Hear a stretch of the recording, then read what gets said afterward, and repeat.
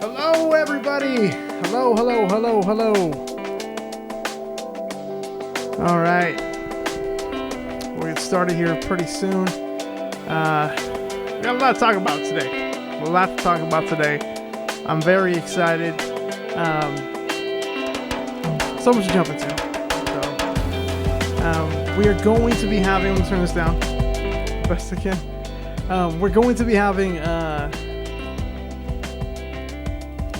a full-on intro coming soon, created by the great Huck Let's Play here on Twitch and over on YouTube. Let me go ahead and turn it up just a little bit more.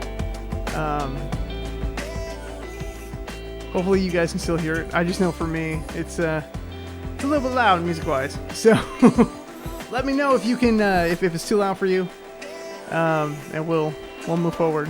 I'll lower it. Turn it down a little more. That's just crazy loud on my end. Let me see how it is for you guys. And it's about the same. All right, so yeah. So there's a lot to talk about. We're just gonna jump into this the best that we can. We have a lot to talk about. We're talking about Titans again. We talked about it yesterday. We're gonna get more into it because we have an article from Screen Rant. Not that I am a huge Screen Rant fan, but I saw that this morning. It's a comicbook.com is talking about Leslie Grace's costume for Batgirl.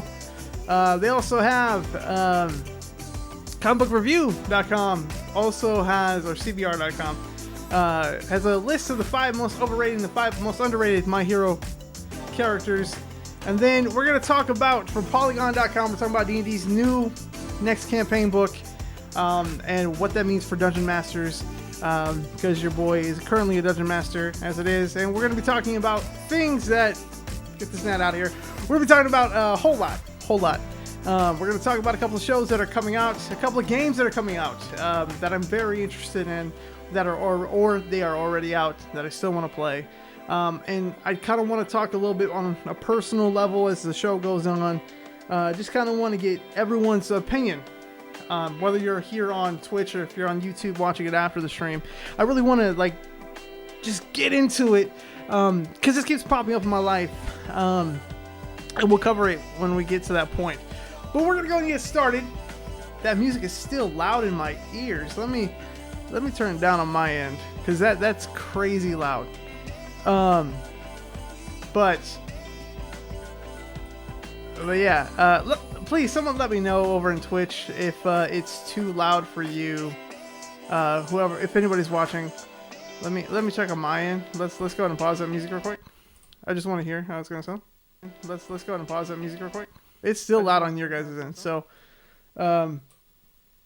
let me fix that real quick. Just turn that down. All right, bring the music back.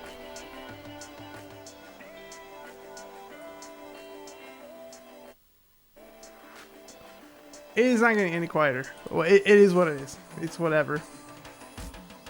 I love the stream froze for a second, so we're gonna jump into it. First off, I want to say my condolences to Norm Macdonald's family. He passed away today. It's sad. The dude has made so many laugh in his career. He died at 61 today, and so it's just it's sad when these people you grew up with end up passing. It's sad when anybody passes. But that was one for sure I was not expecting right off, this morning when I heard about it. So, all right. So, like I said, we're talking about a couple of things in the news today. We're gonna jump on the first one. We're gonna talk about. We are going to talk about why Titans Season 3 is right to hold off showing Raven. This is from Screen Rant. Before we jump into the article, I said yesterday that I felt Raven. I love Raven from Teen Titans. Raven as a character is a fantastic character. I love her in the DC animated universe that they've created in the past few years. I love what they set up with her. This is my least favorite. It has to be my least favorite version of Raven, and that includes Teen Titans Go Raven. Like, it's not Tegan Croft's fault. It's how she's written for this show, you know, and you can only do so much with a script, and I should know that because I act and I write and I direct, and you can only do so much with what you're given. And she's 17, so it's not her fault. Not her fault at all. But we'll go ahead and read this. This is by Craig Elvey, if you say it. And it came out 5 days ago. I ran across it today while I was looking up topics for today's episode. Today was going to be all about the personal thing, but I wanted to make sure we're keeping up with the nerd, because this is a nerd show. This is for nerds, by a nerd, and this is for you guys. I want it to be something different than what we normally get from like John Campia or all those people we have out there. I want to make sure that it's not by. I want to make sure you're getting content from a fan who's not wishy-washy. Like, that's the point. By the way, I'm drinking sweet tea today, if you care. You probably don't care. I probably shouldn't be drinking it. My doctor, I see him in a couple of days. He's going to be like, why are you drinking sweet tea? I'm going to be like, you know, doc, I just got this addiction, man. There's something about that sweet tea. But anyways, we'll get into it. So over here at Screen Rant, it says the absence of Tegan Croft as Rachel Roth / Raven in Titans Season 3 is getting a little awkward, but should actually end up helping the character. I agree.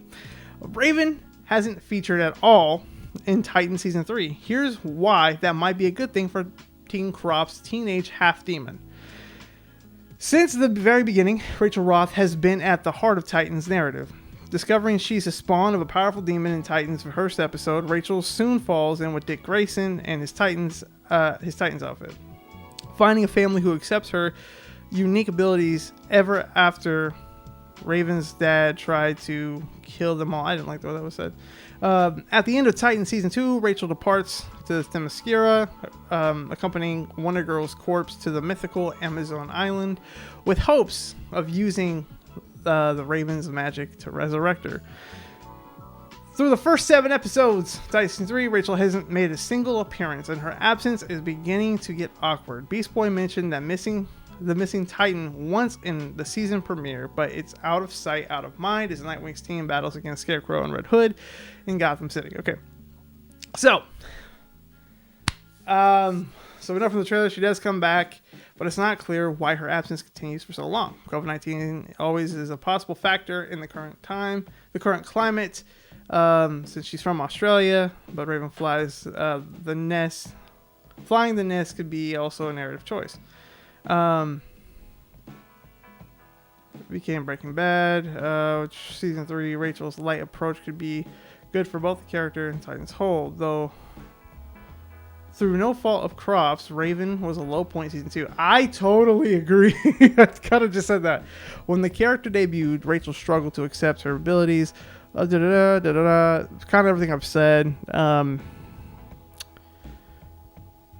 After her on-screen vacation, Titans Season 3 can re-debut Raven as a transformed woman, confident, assured, and in control of her powers and ready.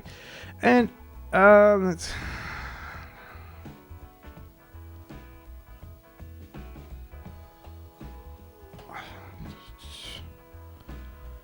just kind of reading through because I'm like, I don't want to read the whole thing. So basically, in a sense, I agree. I agree with what we're getting over here. I'm having a super hard time. No, we don't have that one yet. I'm having a super hard time. Their comparison with Season 3 right now is Breaking Bad, and I agree and I disagree. Basically, Raven's storyline was like wrapped up in a nice little bow at the end of Season 1. Season 2, there was something, but she ended up becoming a background character. But she was still whiny. Like there's always been something about Tegan Croft's Raven that I've just been, what is going on here? That's really it. I mean, there's nothing I can be like, oh, that's terrible, because it's not. It's like, she's not a bad actress. She's acting only for a young actress. She's very good. It's just the way they're writing her is very annoying. The only way I can put it. Hello? Thought I heard something.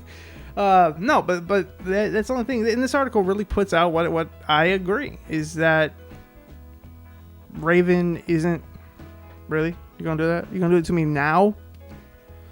There's a short in my cord, and so on my headphones, there's times where it'll be fully there, and sometimes where it'll back off on the left side.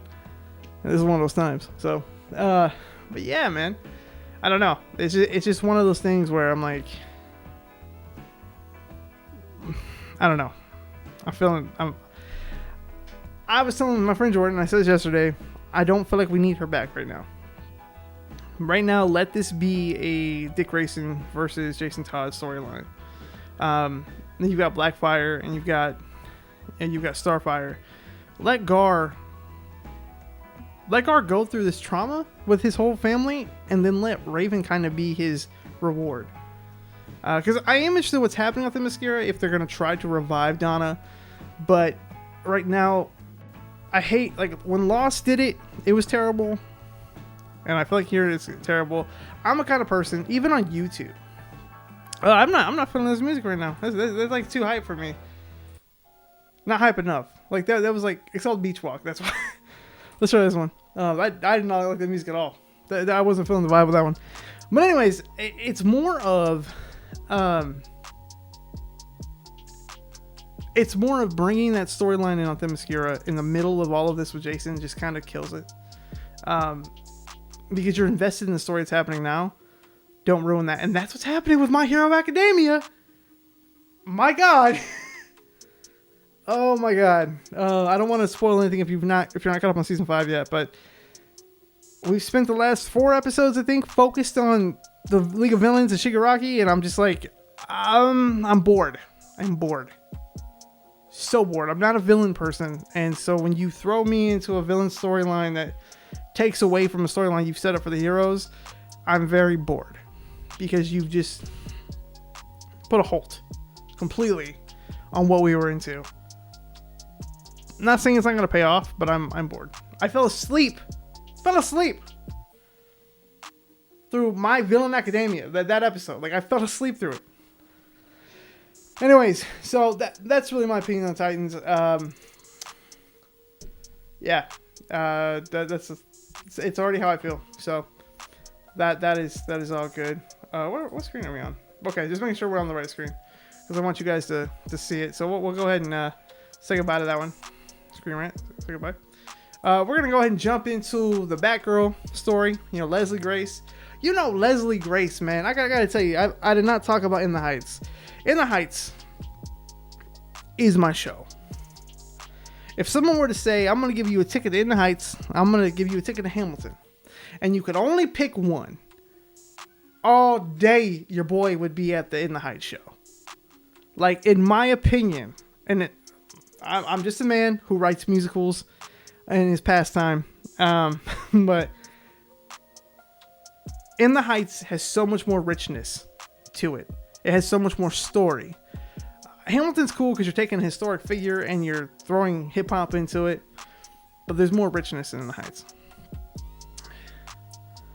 That being said, Leslie Grace's portrayal as Nina Rosario, A+ all day. Loved it. So she definitely won me over. That being said, Batgirl wise, I used to be a Barbara Gordon fan. Till I met my wife. My wife hates Batgirl with a passion. I don't hate Batgirl. Never have. I will never hate Batgirl. I think Batgirl just is a very selfish character. That's the best way I could put that. Yeah. That's the best way I could put that, man. It's just she's a selfish character. She's hurt my boy Dick Grayson in the animated series, in the comics. So, yeah, definitely a Harley Harley Wing fan, Harley and Nightwing, but let's go ahead and jump in this. I'm excited to see Leslie Grace in her portrayal as Barbara Gordon, Batgirl. So this is from comicbook.com. This is by Jenna Anderson. Okay, we may not read the whole thing like the last one, but we'll see. After years of anticipation, the DC Films universe finally has its Batgirl. With In the Heights star Leslie Grace expected to play the character in the HBO Max movie. Fantastic. What? Wow. There's already been a lot of anticipation surrounding Grace's take on the character, especially given Barbara Gordon's unique and ever-evolving history in the DC Universe. Along the way, Barbara has spotted an array of different costumes, and apparently, there's no telling what it will look like. As Grace explained in a recent interview with Entertainment Tonight, she has no idea what her costume in the film will look like, but she's dying to know. No, I'm dying. They haven't told me anything. I honestly cannot leak anything, even if I knew, Grace revealed. But I have no idea. I think probably until I head off, I won't know much. But I'm dying to know what the outfit looks like. I know that I'm going to be fitting like 35 different fittings for this costume. That's right. That's right. My brain did not register. I'm going to be fitting like 35 different fittings. It's a big deal. So we want to get it right. I'm excited to see the process, what the process is going to be like. My mom's dying to know. Grace continues. Yeah, she knows. She wants to know hair and everything. And then it kind of goes into the whole thing about her debut, and then what happens to her. We talk about Batgirl. The Batgirl film has been in the works since the capacity. In some capacity since 2017, and has ramped up development in recent months, enlisting Miss Marvel Bad Boys for Life director Adil El Arabi. God, don't kill me. I'm hoping I'm pronouncing that right. I don't want to say that name either because I don't want to get it wrong. To helm the upcoming project, the Batgirl script was written by Christina Hodson, whose work includes Birds of Prey, okay, and the Flash movie, okay. I'm excited about that. So I'm going to put a stop right there. That scares me a lot. Not that I hated Birds of Prey, it just I don't think it was the best movie that we've gotten out of this universe. I have some issues. There's some things that it wasn't my favorite. We do own it. We own it for the fact that it's in the universe, but again, and my wife being a Harley Quinn fan, she's even like up and down with it. So I am excited for the Black Canary movie though. I am very excited about that, and I love me some Huntress. But there were things about that movie that I was like, but that's kind of how it's sort of been with almost every DC film. But I'm excited for that Flash movie though. So that one. She's someone who's been underestimated by her own dad and being the youngest kid. What? Sometimes you're insulted. I mean, she is younger than her brother, so I mean, if you're going that route, but she's definitely not the youngest in the Bat family, so I don't know why. Okay. Sometimes you're insulted. Insulted from all the tough stuff of life, and she's so eager to prove herself to everybody else that there's some things that she can handle. So this journey is definitely going to show me a lot of that. I feel like I'm on an endless journey of proving myself what barriers I can break, what limits I can break for myself, and I'm excited to put a little bit of eagerness and drive and like almost a bit of stubbornness in Barbara's character. I appreciate that. Are you excited to see Leslie? Yes, I'm very excited. And Chris, a friend of mine over on Facebook, said the same thing. Well, hopefully he'll be watching. If he's not watching now, I don't think so. That's okay. Those over on my Facebook will, my YouTube will see it. So, but yeah, I'm excited for Leslie. I'm excited for her take. My concern with that is I'm hoping the youngest is. I mean, it could be talking about the Gordon family, but that's not why she becomes Batgirl. Unless there's a storyline I'm missing. My favorite Batgirl storyline is still the animated series, where she goes to defend her father, and the only way to do that, like the only way to be like, hey, Gordon is he's a good guy, The only way to do that is to have Batman be at this rally, and Batman is nowhere to be found. So she dresses up as Batman and ends up becoming Batgirl. So yeah, I'm excited. I'm excited to see these different suit takes. They probably won't show us everything, but I think it'd be cool. I'm a big fan of purple. I like the purple Batgirl outfit. I'm also okay with the hold on. I'm also okay with the real quick. Transition back over real quick. I'm also okay with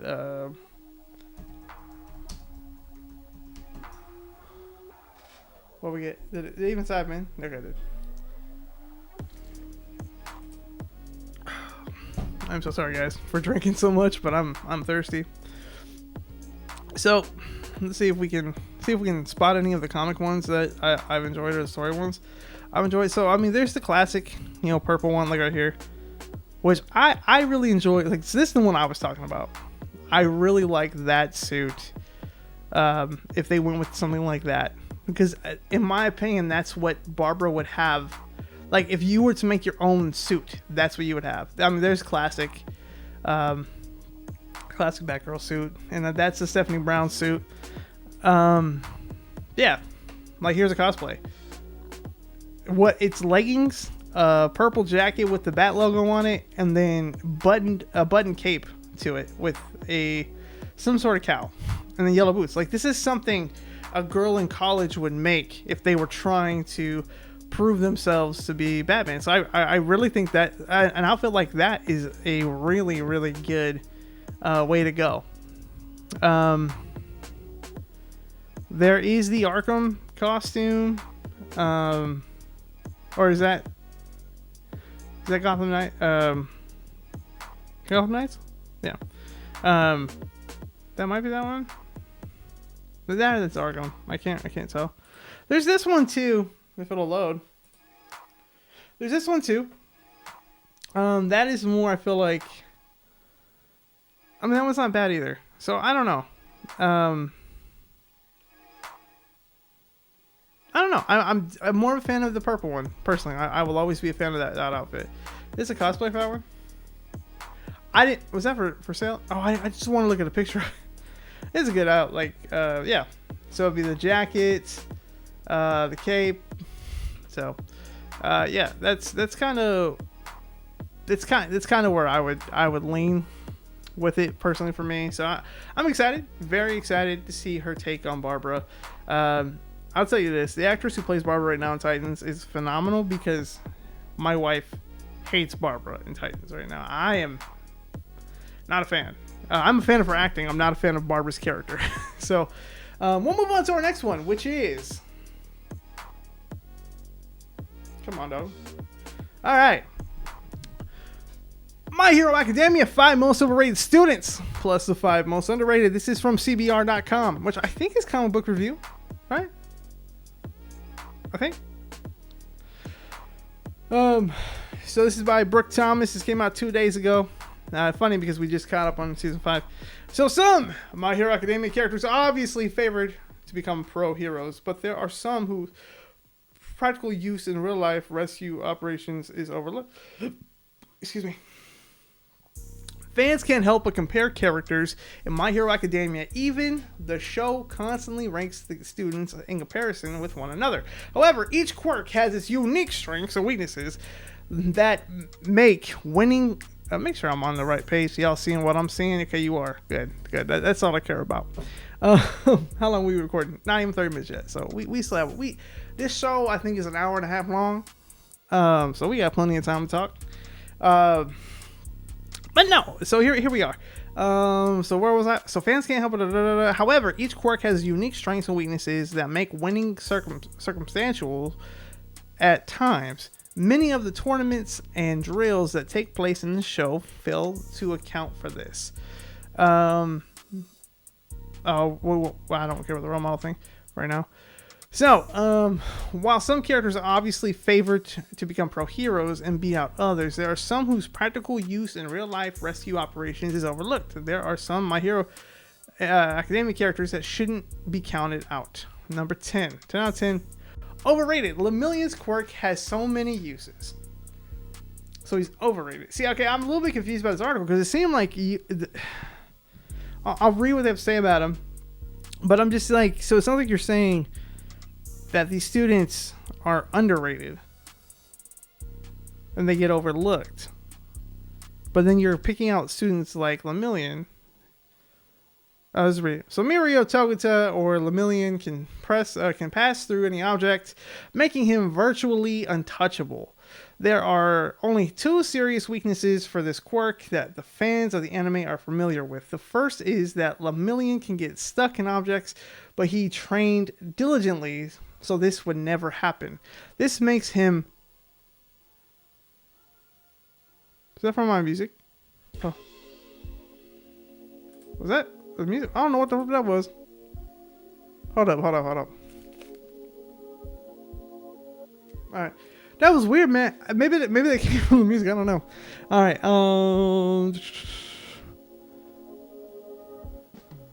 There are 2 serious weaknesses for this quirk. The fans of the anime are familiar with. The first is Lemillion can get stuck in objects, but he is trained diligently, so those would never happen. This makes him virtually unbeatable in normal circumstances. The second is that he must become solid to protect others sometimes, and this happens in the episode where he is hit by a quirk-destroying bullet to save Eri. So I guess I'm still a little confused. So basically what you're saying is his quirk is a failure, right? So it's not practical? That's kind of what I'm picking up on. Underrated. So does Iravity's underutilized quirk. Some of these titles, man. While Ochako Uraraka is not as tricky to hit as Lemillion, her zero gravity quirk has a variety of practical uses. Uraraka excelled in the UA entrance exam due to her ability to make anything she touches lose its gravitational mass. When saving civilians from debris and rubble from falling buildings, natural disasters, or just generally calamity, this quirk is just as useful as Lemillion's, though the hand-to-hand combat potential is less clear. There are obvious ways Uraraka can make pro hero status and save countless lives in the process. Okay. So, and since this article is saying we're not looking at heart, we're looking at what practicality these quirks have. Sure. Okay, wait a minute. No, we stopping. Stop the show. No. Stop the show. I ain't doing this. No, I'm done. Stop. Just stop the show. Stop the show. I'm joking, yo. I'm joking. Totally joking. All right.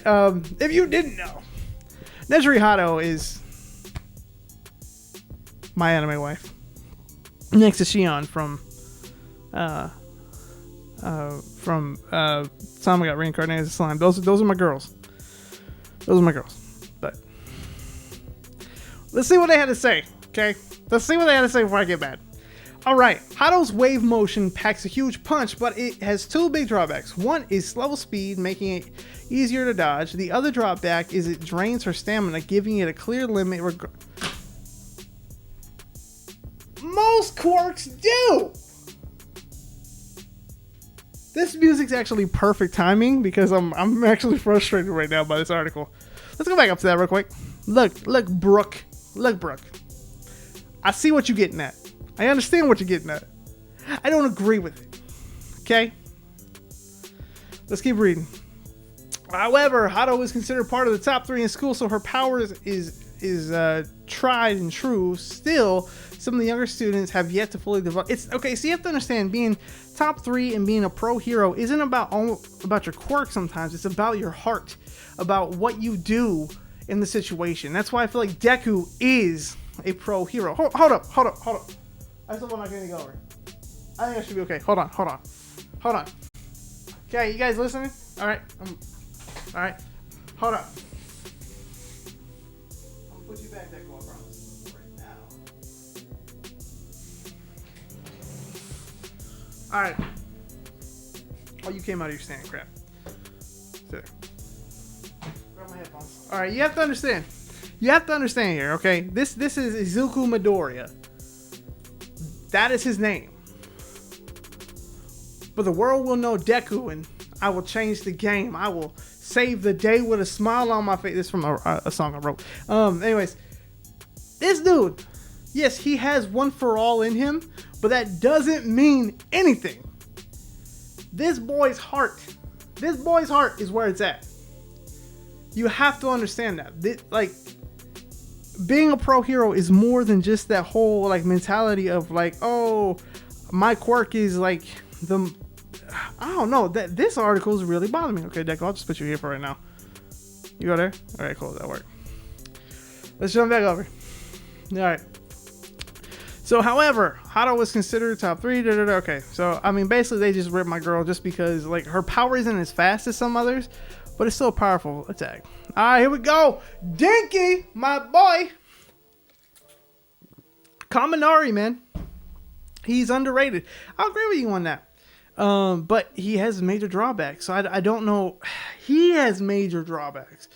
Kaminari's power does not have the same speed issue that Hado's does, nor does it drain his vitality.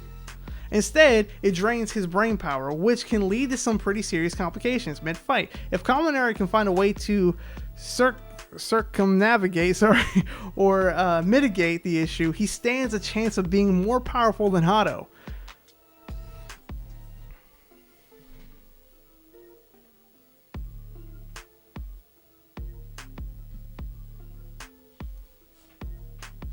No! Okay, sorry.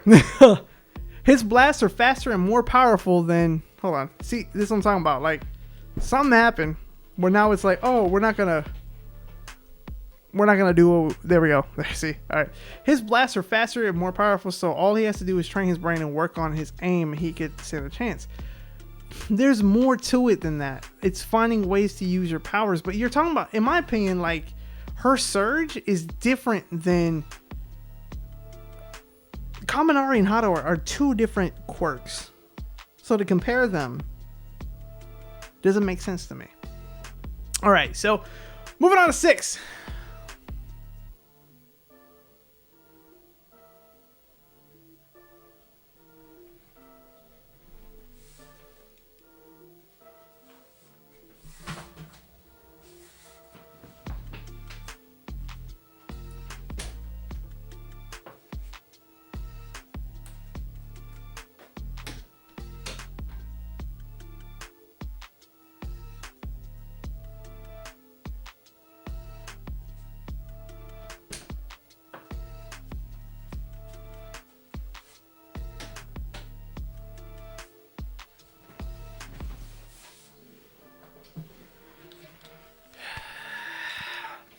I'm okay.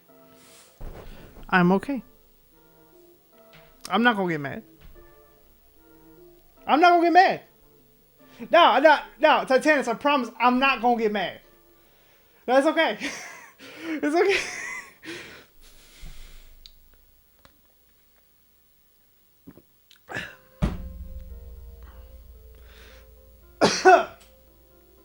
I'm in my own house. I don't have to wear a mask. Overrated, Deku's quirk lends him some serious power and strength. Deku possesses the one-for-all quirk, and quirk built up by a series of the most powerful one around. To illustrate this, they include All Might, the long-reigning #1 pro hero. Though the quirk takes a toll on Deku's body, there are few situations he cannot overcome using this quirk. In typical shonen anime fashion, he can hit hard and come back stronger after each failure. As a protagonist of the story, there's almost no way he would not be overrated. And fans are not too mad about that because he is such a likable character. That's the point! I understand. Okay, I understand. This is more about... This is more about saying the practicality of the quirk. But One for All is a pretty practical quirk, especially the more we learn about it. There are 9 people, 9 people in this boy's body, okay, that are giving him powers. He just stumbled across a new one. Spoilers, sorry. I'm like, you can't do that to me, man. You can't do that.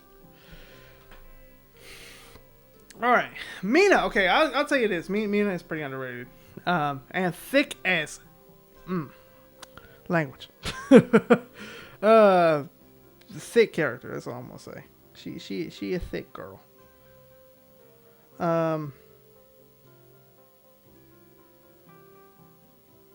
Sorry, I keep getting messages and everything. We're in the middle of a show. Put that phone down, my guy.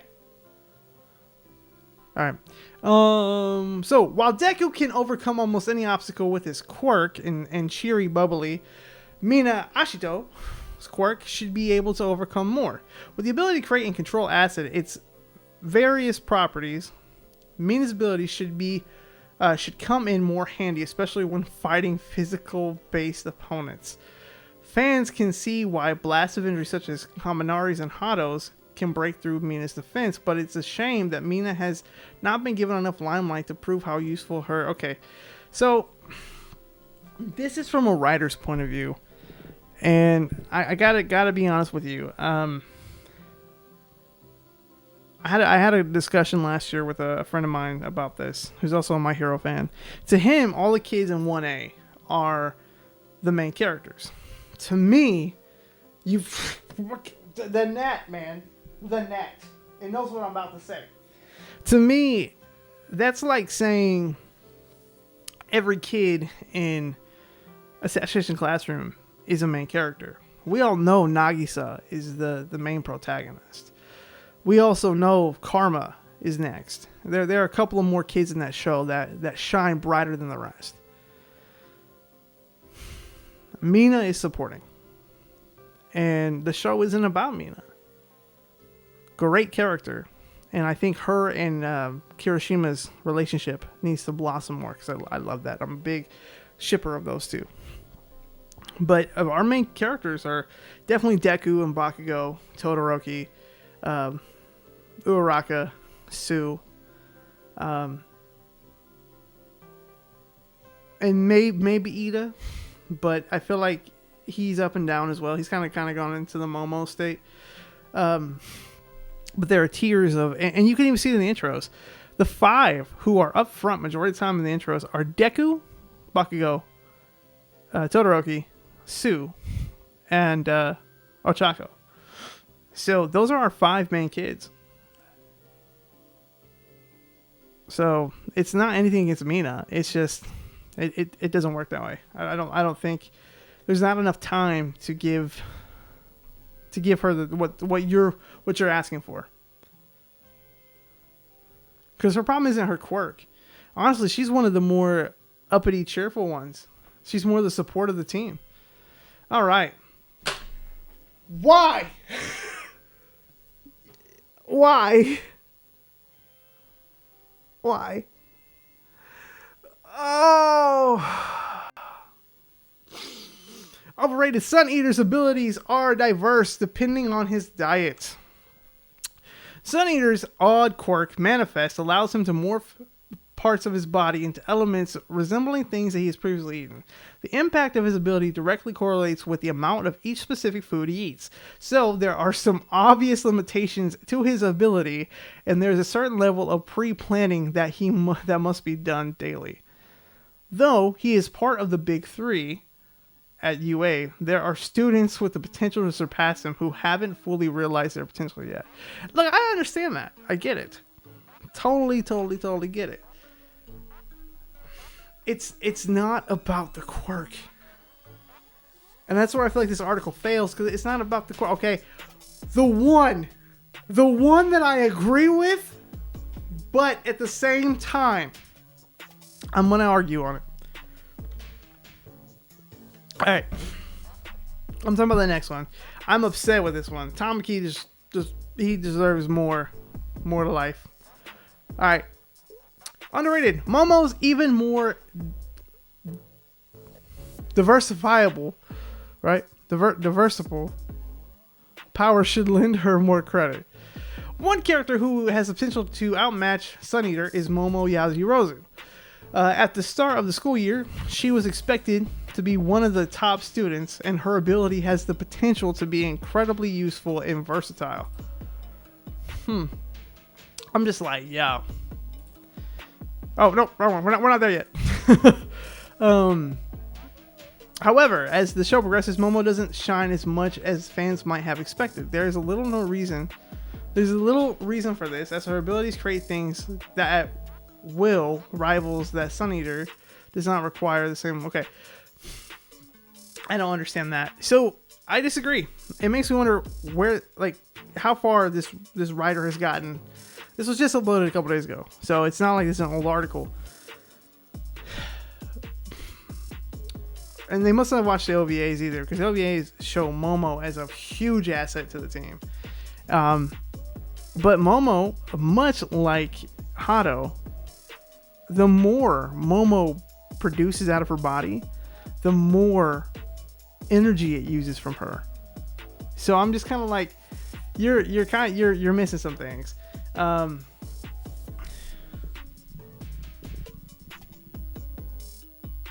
So she's close to Tamaki, but I still think going off your argument with Hato, I would have to say you're wrong, because I think Momo gets more credit than a lot of people think. Momo was my girl before Hato was introduced. Momo's still my girl. I've got a Momo pop back there. So I want to go grab her? No, I don't want to grab her. But I have a Momo pop back there, and it's just, yeah, she's on the second show. Momo's my girl. Our cat is named Momo, based off her. Everyone thinks Momo is named after the lemur from Avatar, because our dogs are Appa and Aang. It just fits. But we named her Momo Wasawi based off of Momo and Sue. So, I don't know. Overrated Todoroki. Are you gonna get a lot of people pissed off at you? It's beyond doubt that Shoto Todoroki is one of the most capable heroes, and his ability is both versatile and powerful. The more he pushes the boundaries of his skills and gets in touch with his firepower, the more he ensures himself a spot at the top. His character definitely falls into the overpowered side of the spectrum, though making him overrated in comparison, especially since the drawbacks of his quirks are not as serious or difficult to overcome as Kaminaris or even Deku's. No, I'm done. I'm totally done. No, you should be ashamed of yourself for putting this hoe bag as the number one underrated. I ain't about it. This dude is the devil. If Todoroki's skills are versatile, Naito Monama's copy quirk could be even more so. However, it is vastly underutilized. He can go into any fight having copied the quirk or any... Okay. No. See, that's okay. That's the problem. And you have a photo of the episode right there. You have a picture of the episode talking about what? What? I'm so confused because spoilers real quick. So walk away, mute it if you need to. Spoilers. He tried to get Deku's power, couldn't control One for All. It didn't work. And couldn't do Ares. So it's just like there's some powers he can't fully copy. He can copy maybe the physical aspects, but he can't actually copy the power because the power is based on something else. And so I would rather if you picked Mineta or Big Hands. I'm so mad this popped up on my phone this morning. Or if it didn't, it wouldn't have been in the show. We're gonna keep moving on. We have about 45 minutes left of the show, so we're gonna keep going. But in my opinion, Brooke, I disagree with almost everything you've said in this article. So let's keep going. So D&D's next campaign book demands more from Dungeon Masters to get it right. The Wild Beyond the Witchlight bakes in challenging role-playing from the start. If you buy something from a Polygon link, okay, that's for the website. So this is from Polygon. This article is by Charlie Hall, September 13th. So this was done yesterday. So The Wild Beyond the Witchlight, the next official campaign book for Dungeons and Dragons, features features two excellent new adventure books. These are creative ways for dungeon masters to kick off a lengthy campaign, and both of them get the actual role-playing bit started from day one. Taken together with Wizards of the Coast's previous book, Tasha's Cauldron of Everything, they provide a fun way to bring a new group of players together or to transition your existing campaign into something completely different. But DMs can't just go charging to the game. This one will require a bit of prep work than many past adventures. Wizards' latest campaign book is brimming with secrets. So many secrets, in fact, that there's warnings to players in the second paragraph. Less than 100 words, not to read any further without their DM's guidance. Many of those secrets have adventure hooks that definitely... Okay. Without giving too much away, that means players are at the table are themselves some of the quests that need to be completed throughout the course of the campaign. Thankfully, there are several ways to randomly weave your characters into the storyline without them even knowing. Hold on, let's check on the lighting, okay? Because it's getting darker outside, so I just want to make sure we're still lit pretty well. Many of these secrets have adventure hooks that directly apply to... Thankfully, I'm past that. Randomly, the characters are starting without them even knowing. There are options as well as letting them choose. Oh, okay. Session 0, most recently detailed in the rule supplement, is a must. That's where the DMs will need to help tailor every character's to meet the needs of the campaign. So this is very much I like this. I kind of want to pick this up now. Deathloop, we're going to be talking about it today as well if we get to it. Do not ask your players to show up with any character already created and just start playing. Doing so with The Wild Beyond the Witchlight runs the risk of leaving lots of fun in the story beats. Okay. Yo. This book encourages DMs to break one role. You have the option to begin the campaign by splitting the party into two. One group players will be the native to the Forgotten Realms, or your current setting. And the other group of players works at the Witchlight Carnival. Oh, so we're going to do multiverse stuff. Nice. It takes place in the Feywild. The Witchlight Carnival acts as sort of a bridge to get there. Yo, okay. $45 is on sale right now. Okay, so that actually sounds really cool and very close to what we do in Homebrew. That's basically what we play with my D&D group is Homebrew stuff. Yo, I gotta say this, man. Like that actually sounds really cool, and I would love to pick it up. We don't do modules. We don't do books. Like we have. I've got the Dungeon Master's Guide. I've got Volo's Guide to Monsters. We're gonna pick up the Player's Handbook because we're transitioning back to paper. We're leaving the app. We've been using D&D Beyond forever, but there's more freedom using paper, so that's what we're going to. We've done 2 campaigns now with paper, and I think it works better that way. But so that's actually amazing. I really want to go that route. I would love to pick this up and try it out. So definitely, if you're a D&D fan, I'd recommend checking out this article. Check out the book. Yeah, I don't have much more to say on that besides the fact that actually sounds really awesome. Multiverse D&D, and we did that with Phoenix Shield last year or the beginning of this year. Last year, both. It didn't work out well. Let's just say that. So that's why we rebooted the campaign, and it's going a lot smoother now. So, alrighty.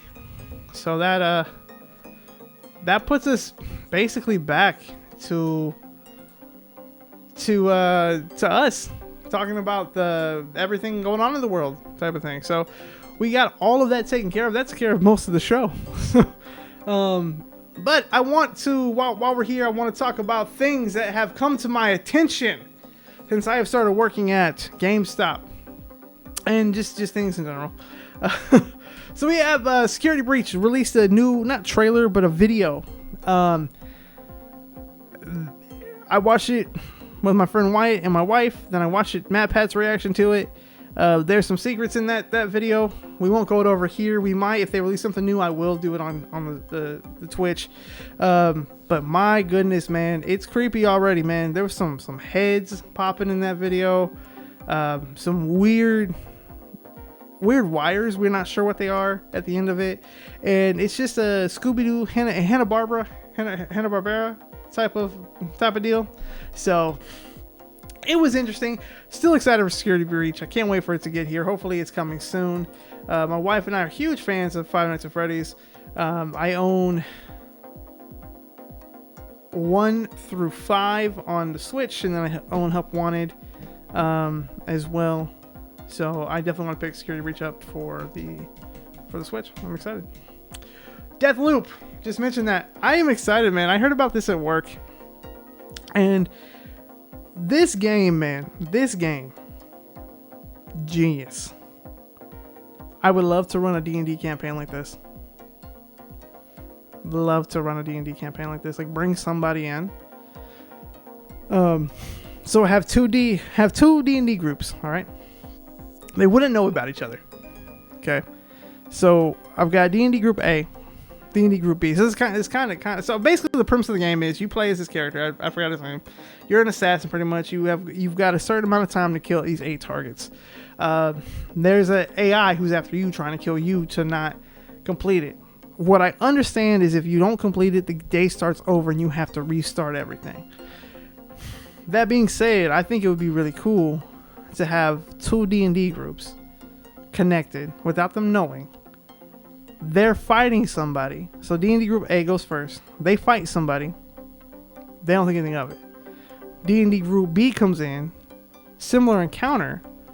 They don't realize that they were the ones fighting the other team. And so they automatically lose, type of thing. Like it'd be hard. It's hard to explain, but it's what it's kind of reminding me of. But I think that'd be really cool. But Deathloop is one I really want to pick up. If you've played it, let me know in the comments. What do you think? Speaking of time loops, 12 minutes, man. 12 minutes is a game with Daisy Ridley, James McAvoy, Willem Dafoe. It's insane. It's like taking the show Daybreak, but setting it in an apartment room, pretty much. That's what it's about. Super good. There's like 6 endings. 6 or 7 endings. So it's amazing game. Watched it played by 8-Bit Ryan, Corey Kenshin. Very good. Very good. But those are the games that caught my mind this week. We'll talk more about Five Nights at Freddy's as the time goes on, if we get more. But we're going to move on to shows that have caught my attention. And the only one right now is Doom Patrol, because it is coming September 23rd, guys, next week. Right? All right. Am I math right on that one? Because today's the 14th, 15th, 16th, 17th is Friday. 19th. So 20 is Monday, 21, 22, 23. So Thursday? The same day that Titans comes out? So Thursday. So Thursday is when that's coming out. I'm excited. I'm truly excited for all of that. My wife isn't this so much. I think we have Michelle Gomez joining the cast as Madame Rouge. Madame Rouge. So I'm a big Cliff fan, big old Robot Man fan. So him and Cyborg are the reasons why I watch the show. I also have a small crush on Rita. Don't know why. Just do. But anyways, I'm excited for that coming out.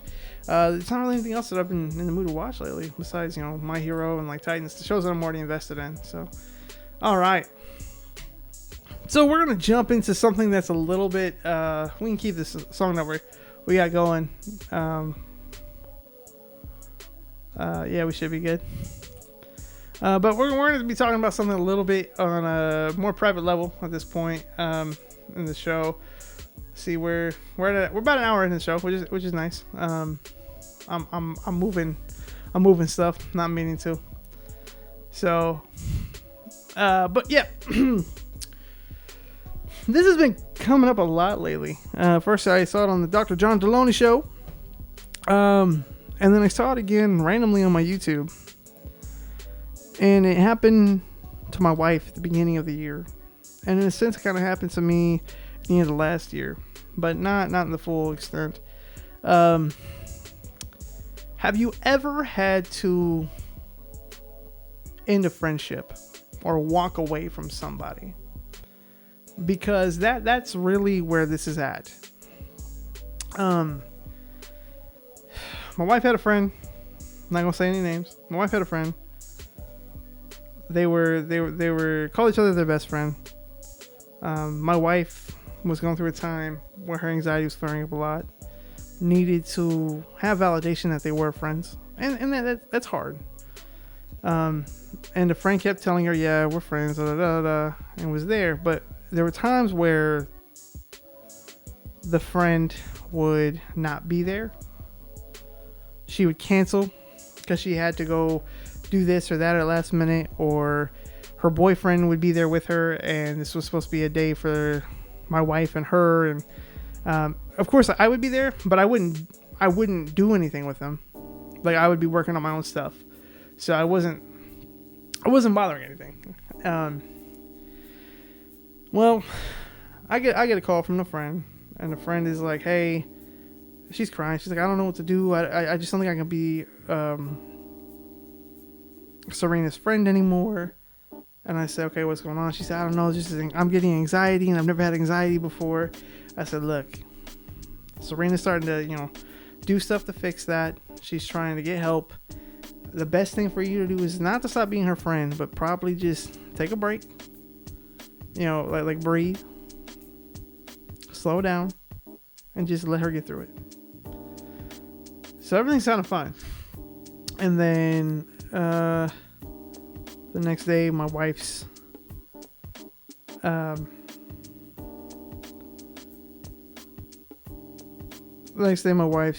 grandma passed away. No, sorry. The next day was my wife's birthday, and then the next day, my wife's grandma passed away. And that same day, this friend sends my wife a text message. Doesn't have the guts to call, but sends a text message saying, "Hey, we can't be friends anymore, and I hope in the future we can. But right now, I need to step back because I've got anxiety and this and that, and I just can't deal with everything you have right now," or something like that.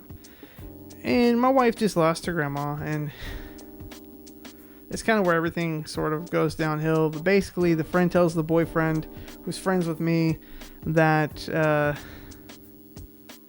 my wife was this terrible person, and like she would talk about how she wanted me to be look more like a friend of ours, and this and that. And the thing is, my wife and I are very open, and we have these conversations, and we've talked about it. My wife had this crush on our old roommate before he was our roommate, and that's who this friend was talking about. And when he became our roommate, my wife saw how he really was, like who he was. Still a great guy, but just like that fantasy in her head, that lust died because she realized they weren't compatible. And I knew they weren't. I knew they weren't. And I'm not trying to toot my own horn, but I am probably one of the only people in this world who has the patience and understanding to help my wife with her anxiety. And anyways, there were just some different things that it was not at all what my wife thought it was going to be. So that died a long time ago. So this was a long before the friend broke up with my wife, and so that was brought up. I said, "Hey man, I don't know what she's telling you, but that's not true. Serena and I talk about everything. She had a crush on him at one point. Did say that she wanted me to look like him at one point, and then realized she was wrong." Like my wife and I have these conversations all the time. My wife and I have the weirdest relationship in the world, but I feel like it's a relationship that a lot of people need to have before they get married. And that's not me tooting my own horn. That's me being like, this is what you got. You know, I don't know where I was going with that. My wife and I moved in together very, very early in our relationship. Not because we wanted to, because we had to. In that, I learned a little about my wife's medical issues and had to help her with them, which drew us even closer. So my wife and I are very, very connected. And we're honest with each other all the time. About finances. We're honest with each other about feelings. We're honest with each other about each other. How we're feeling at that time. Like that is what we do. That's what we've always done. And so, anyways, this friend just kind of starts making all these accusations about my wife, and it ruins. It makes her feel worse about herself, making my wife feel like she's the worst person in the world. So my wife, sometime later, my wife is like, okay, I think I'm able to talk to her about it. I want to see if we can fix some things. And she ignored my wife. So me, not saying anything, and I was told later on I shouldn't have gotten involved, which I maybe shouldn't have. But all I say, I texted a friend. This is days later. I'm like, hey, how you doing? And the friend blows up at me about my wife, saying she didn't deserve a second chance. Basically, my wife is the devil, and people are the devil, and I don't have my life for anybody anymore. And anyway, so my point is with this, that basically, in a nutshell, this friendship ended on a very bad note. And but the reason why I bring it up is because I keep running into these contradicting ideas about friendship. And the story about me was about a friend. We got super close, close to the point where it was a little bit hard because he was getting jealous of my time with my wife. And I told him, hey, you have to understand, Serena's my wife. She's my best friend. And it opened his eyes, and everything was fine. Then we started hanging out again, playing D&D. And then there was we were playing D&D. We were playing a game. My wife is the DM. He's wanting to do something. She's giving him obstacles. She's basically, in a sense, she is saying no. But she's letting him role play it, not just saying outright no. She's just like, yo, because she's trying to guide us to where we need to go for the next part, and he wasn't getting it. And so he ends up swinging his axe at this guy, ends up getting put into a jail, and he got mad, grabbed his fiance and walked out the door. Grabbed his dice because it didn't go his way. Granted, my wife did she kind of got upset, and you could say she might have thrown a fit just because we weren't following what she was trying to tell us, and I get it. And also probably was a bad night too, and I talked to her about it. But his reaction was 100% not okay. So we stopped talking for a good little bit, and then he got a hold of me, I think at the beginning of this year, and we tried to hang out, and it just didn't work. And it's not that he's not my friend, because he's still my friend. It's like it's not when we stopped being friends, but we stopped hanging out because of his attitude towards my wife when she had an attitude. And I know that's probably like, it's like, well, she had an attitude, but there was a difference. And we all talked about it at the table that night too. Like it was super, super uncalled for. What he did. Like his wife was just chilling, or his fiance was just chilling, and he just got mad. And if he's watching this, like I don't want him to feel like I'm dogging on him, but which he's probably not. But yeah, man, it's one of those things where when you gotta take a break, you gotta take a break. Breaks are fine in friendships. I think calling people out. Oh, what happened? Did we stop? Or are we still going? Oh, looks like it froze. Well, there we go. We back. What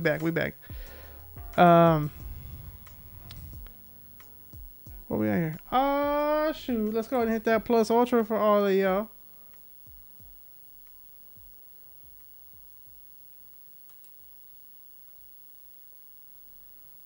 Grant. Perfect. Is that how you do that? Because that's what I need to. That's what I need to learn.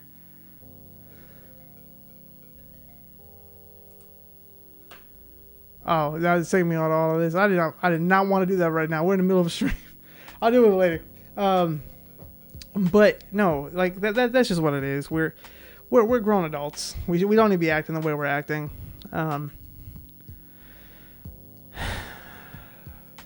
It's just sad. And for some reason these two videos were contradicting. One saying don't break up with a friend, don't end a friendship, just give space, give boundaries, which is what I feel like I did. And then the other one was saying if it's a bad thing, let it go. And I don't want to sound like that guy, but I had a woman saying let it go, and I had a man saying don't end the friendship, take break, build boundaries. And I think that's the way it needs to go. Unless the person is super toxic in your life, to where you're harming yourself because of it. That's when I think if it comes down to harm, definitely end it, cut it off. But if it's more of you're just stressing, and you just need a break some boundaries, man. Definitely the way to go. But that's just my thought on it. I know that's the personal talk I like talking about. So on this show, like tomorrow, I'll figure out a topic. At this point in the show, it would definitely jump onto the fact of, golly, this gnat is in my face the whole show, and I'm losing my mind because of it. But no, it's more the fact, and if I'm lagging, let me know. It looks like it's getting slow on my end. Let's go ahead and exit out studio mode, see if that helps. I don't know if it will, but no, man, like, that's what it is. Like that. Anyways, I want to go ahead and talk to you guys real quick about something, because at this point in the show, this is where it would be your thoughts, your opinions. I don't think I've got anything. Nothing has popped up on my phone from anybody. I've put out a call on Facebook, and let's see what this is.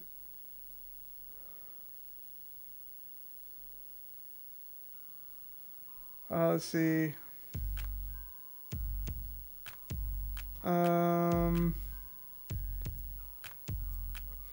Okay. Nothing. That's sad. But no, so I'm doing a show called Nightwing, based off my boy Nightwing. It is an original story inspired by multiple stories in the DC universe. I feel like my mic is moving up constantly. Let me see. Let me look at the playback. Yeah. It based off all of that. There's a call to Killing Joke in there. There's a call to Death of the Family. There's a call to a lot of things, but it's an original story, and it's anyways, we're doing this show as a radio play.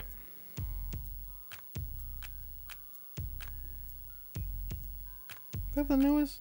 No, I think that's the old one. About to say it's Tuesday. Titans isn't out yet. Anyway, sorry. I got a notification about there was a review for Titans episode 6, and I'm like, I think we've already watched that one. But anyways, oh my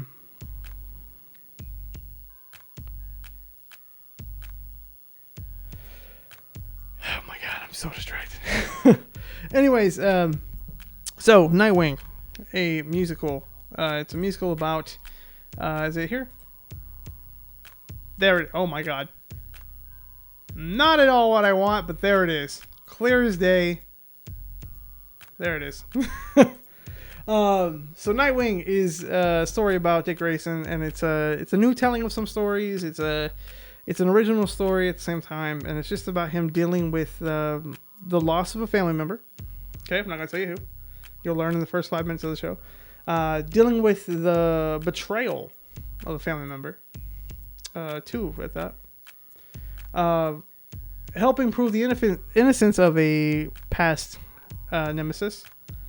And keeping a promise to said nemesis. And it's all about, in a sense, doing what the Rebirth comic was, and that's better than Batman.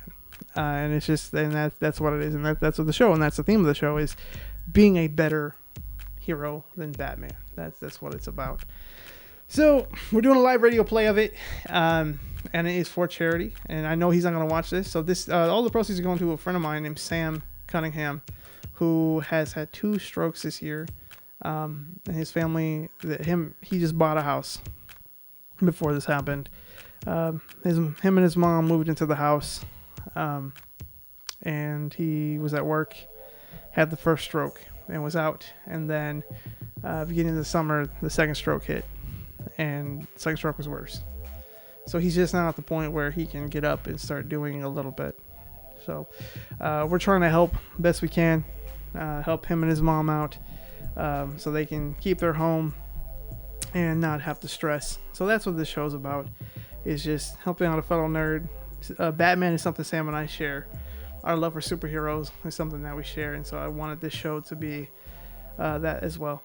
And I wanted the show to be that the love that I have for my brother, and it's also a memorial for my other brother who passed away in June, Brandon Shane. And there will be a memorial there for him as well. So I'm excited. I'm very excited. We're taking donations at the show. And that money's going to go directly to Sam and his mom. But for anyone who does donate, there is a prize.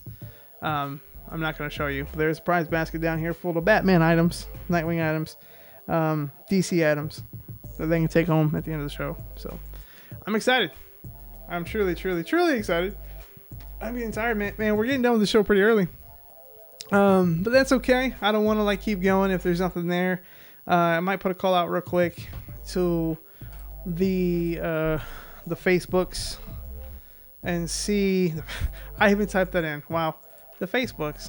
I'm gonna go out there and see if there's anybody who has any questions for the show. If you do, and you're watching this, put it in the comments either here on Twitch, or if you're watching it after the stream, put it on YouTube, and we will talk about it in tomorrow's episode. I am excited for tomorrow's episode. I'm excited to be doing this every day right now until my schedule really picks up and whatnot. So let's go ahead and put that out there. So we're gonna put taking your questions now.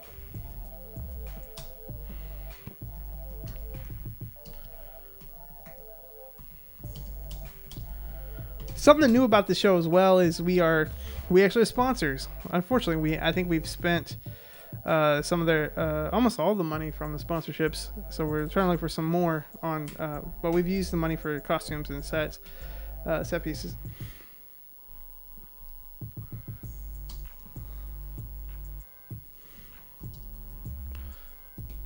All right, so I've got that there.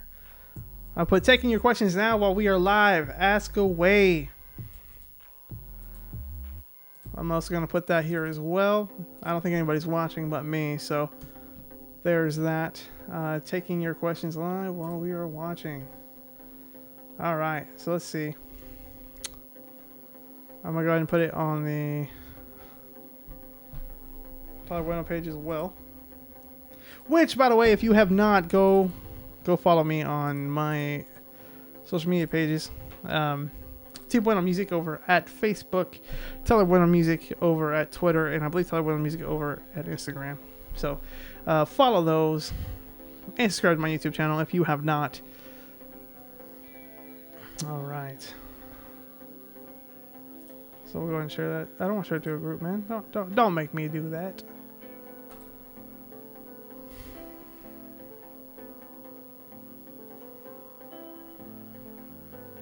And if no one gets to me right now, then that's okay. We'll get them in the next show, so that's totally fine. But those of you who are here on Twitch, please go ahead, and I don't see anybody right now. But if you are on Twitch, by all means, go ahead and ask. Ask away while we're waiting. I'm not in too big of a hurry.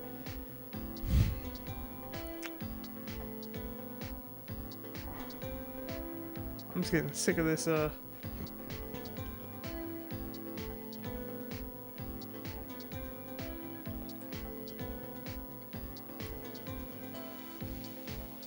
Man, allergies are starting to kick in. I don't like it. Let's see here. Ooh, I like that. But I'm only seeing... Let's go ahead and... so, I don't mind showing you guys since there's something else here right now. But I like that a lot. Let's go ahead and get back over there real quick.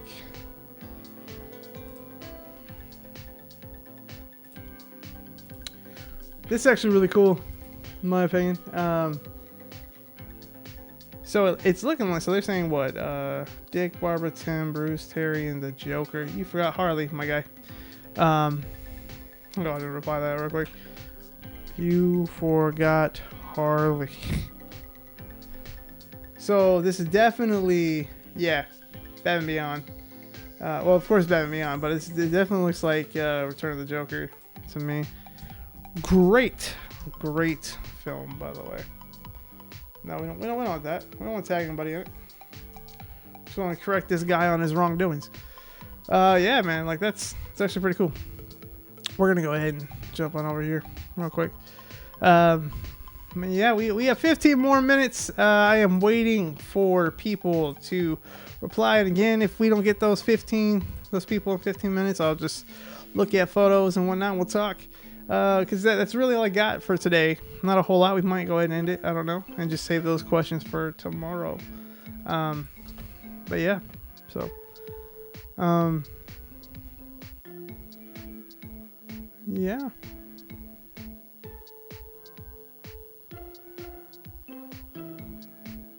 Alright, so we're probably going to end it here. I want to thank you guys so much for being a part of this.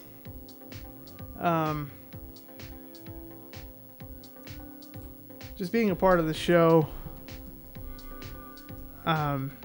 It means so much for those who will start watching it. I know there was no one here today, but my goal is to get this going the best I can.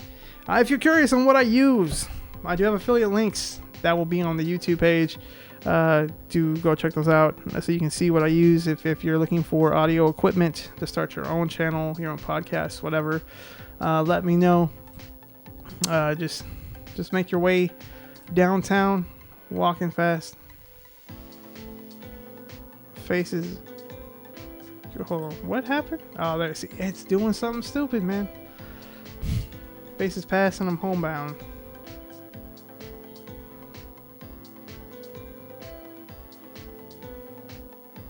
That far down?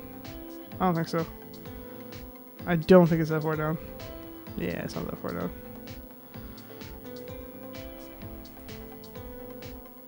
It's not that one either. Hold on. I will find it. Is it that one? Ah, that'll work.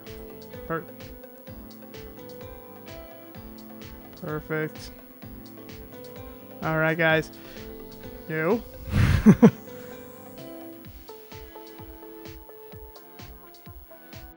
Just trying to get this ending. There we go. That's perfect. Like I said, we will have a full-on intro starting hopefully soon by the great Quentin Huckabee, if he or Huck Let's Play. No rush on that though, because I think the setup we had today was a good placeholder for now. I'm bumping into my desk and the camera's wobbling. But again, if you want to submit anything to the show, by all means, please do so. And we'll talk about it, because I would love to have that from you section.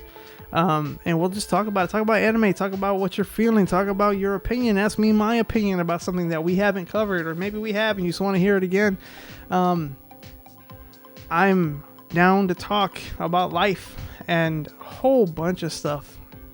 I really just am enthralled with people's mindsets as of lately. I've been angry, but the way people think, I think, is a beautiful thing. So we'll be back tomorrow with more stuff. More nerd talk, more insight, more things that I'm excited for. And yeah, so everybody, please have a good night. Share this. If you're on YouTube, share it with a friend. Come over to the streams. We stream every day at 4:30, Monday through Friday.